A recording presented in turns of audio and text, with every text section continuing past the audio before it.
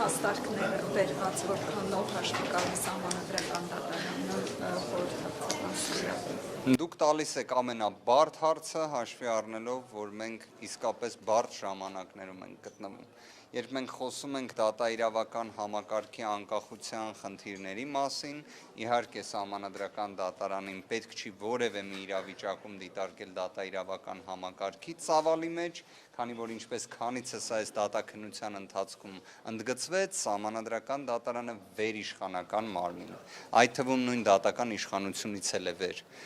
բայց իհարկե ժամանակներն են բարդ։ Կարծում եմ առնվազն շատերը երևի թե համակարծիք կլինեն մեր հանրության ներկայացուցիչներից, մեր հայրենակիցներից, որ դիմողների կողմից, բացառությամբ մեկ դիմողի,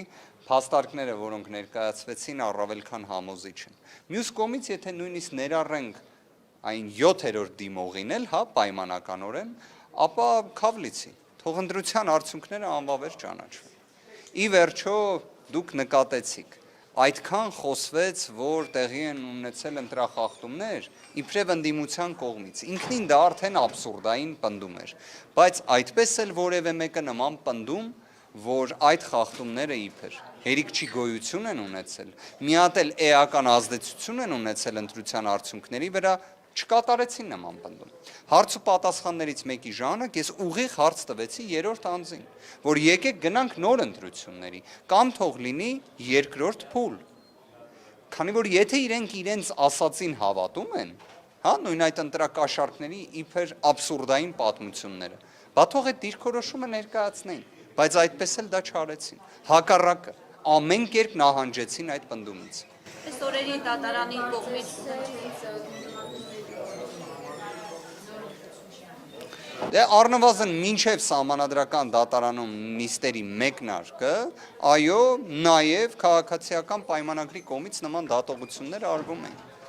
Հիմա առնվազն նաև ֆիքսենք, երբ որ խոսում էին ընդդիմադիր ձայների իբրև լեգիտիմության մասին, դա արդեն հերքվել է ամբողջությամբ, բայց դրա մասին չէ այս դատաքննությունը։ Այս դատաքննությունը նրա մասին է, որ իսկապես 2026 թվականի հունիսի 7-ի ընտրությունները ուղղորդվել են եւ զուգորդված են եղել զանգվածային կազմակերպված ընտրախախտումներով, որոնք հակասում են Սահմանադրությամբ երաշխավորված ընտրական համակարգին։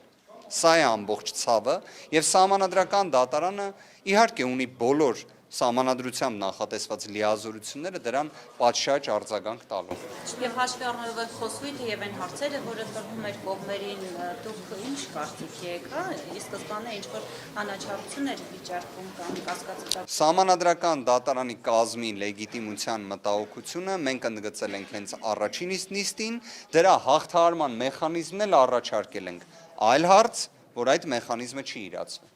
Որովհետև իդեպ Սահմանադրական դատարանի կազմում, եթե նույնիսկ մեկ դատավոր լեգիտիմության խնդիր ունի,